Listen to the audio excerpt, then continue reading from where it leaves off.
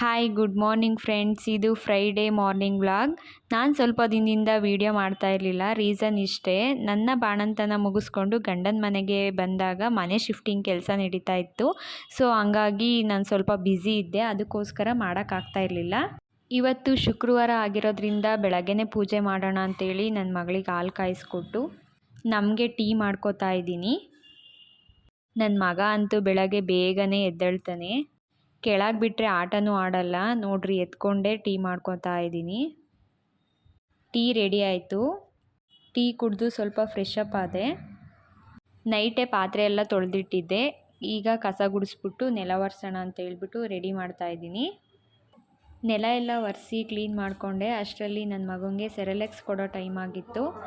ನಾನು ಸೆರೆಲೆಕ್ಸ್ ಪೌಡ್ರನ್ನ ಮನೆಯಲ್ಲೇ ಮಾಡ್ಕೋತೀನಿ. ತುಂಬ ಇಷ್ಟಪಟ್ಟು ತಿಂತಾನೆ. ಅಂಗಡಿಯಿಂದ ತಂದು ತಿನ್ನಿಸೋ ಬದಲು ಮನೆಯಲ್ಲೇ ಮಾಡ್ಕೊಂಡು ತಿನ್ನಿಸಿದ್ರೆ ಮಕ್ಕಳು ಆರೋಗ್ಯನೂ ಚೆನ್ನಾಗಿರುತ್ತೆ ಮತ್ತು ಇಷ್ಟಪಟ್ಟು ತಿಂತಾರೆ. ನಮಗೂ ಒಂಥರ ಸಮಾಧಾನ ಇರುತ್ತೆ. ಫೈನಲಿ ಸೆರೆಲೆಕ್ಸ್ ರೆಡಿ ಆಯಿತು. ಇದನ್ನು ತಿನ್ನಿಸ್ಬಿಟ್ಟು ಈಗ ಮಲಗಿಸ್ತೀನಿ. ಅಷ್ಟರಲ್ಲಿ ನಾನು ಸ್ನಾನ ಮಾಡ್ಕೊಂಡು ಬರ್ತೀನಿ. ಸ್ನಾನ ಎಲ್ಲ ಆಯಿತು. ಈಗ ಫೈನಲಿ ಪೂಜೆಗೆ ಎಲ್ಲ ರೆಡಿ ಮಾಡಬೇಕು. ಫೈನಲಿ ಪೂಜೆನೂ ಕಂಪ್ಲೀಟ್ ಆಯಿತು. ಮನೇಲಿ ಪೂಜೆ ಮಾಡೋದ್ರಿಂದ ಮನಸ್ಸಿಗೆ ಏನೋ ಒಂಥರ ನೆಮ್ಮದಿ ಸಿಗುತ್ತೆ, ಖುಷಿ ಸಿಗುತ್ತೆ. ಒಂದು ದಿನ ಪೂಜೆ ಮಿಸ್ ಮಾಡಿದ್ರೂ ಏನೋ ಕಳ್ಕೊಂಡಿರೋ ಥರ ಫೀಲ್ ಆಗ್ತಾ ಇರುತ್ತೆ. ಇನ್ನು ತಿಂಡಿಗೆ ಉಪ್ಪಿಟ್ಟು ಮಾಡಿದ್ದೆ. ನಮ್ಮ ಮನೆಯವರು ನಾಟಿ ಪಪ್ಪಾಯ ತಗೊಬಂದಿದ್ರು. ತುಂಬಾ ಚೆನ್ನಾಗಿತ್ತು. ನನ್ನ ಇವತ್ತಿನ ಮಾರ್ನಿಂಗ್ ಹೀಗಿತ್ತು.